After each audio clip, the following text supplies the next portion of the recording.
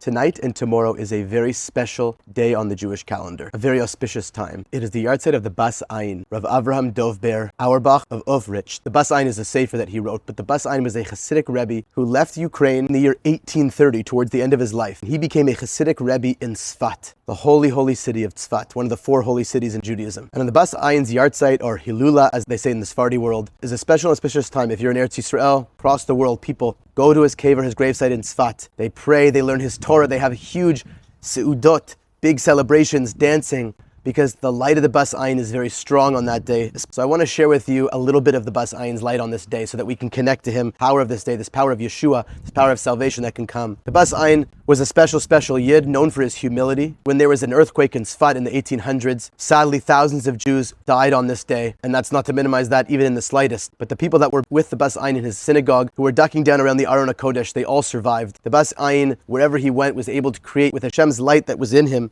so much salvation. So let's learn a little bit of his Torah. People light a candle. And one of the things about a candle is that it's really about shining a light of his path, his Torah in our lives. Sages teach that a tzaddik's light gets stronger as time goes on, after their passing, not just during their lifetime. So let's learn a little bit of his light as we light the candle for him. The Bas Ayin is known for his humility, and in this week's parsha he discusses the difference between Yaakov and Esav. Yaakov, Jacob, is a code word in Kabbalah and Chassidut for the Yetzer Tov, the good inclination, and Esav for the Yetzer Hara, the evil inclination. Part of the evil inclination is to have gasus ruach, an arrogant spirit. And the Bas Ayin says something beautiful about how we can increase our humility, which is what he was so known for. He says that when we're supposed to be called Hamat Mikol Amim, that we're supposed to be the smallest of all the nations, that Hashem says that about us, what we're really supposed to do is Mam'atim Atzmechem Lefanai, to make ourselves smaller before Hashem. So we're supposed to work on our anava, our humility, and our bitul, our self-nullification. One thing that he also says is that the arrogant person says in their heart, I'm so amazing, I'm so great. And I work with so many people that sadly have low self-esteem. They spend a lot of time having negative thoughts, but then they ruminate on those negative thoughts. And I tell my clients, there's nothing, God forbid, wrong with you for having bad thoughts, negative thoughts about yourself. That's normal, thoughts of self-doubt. What we're supposed to do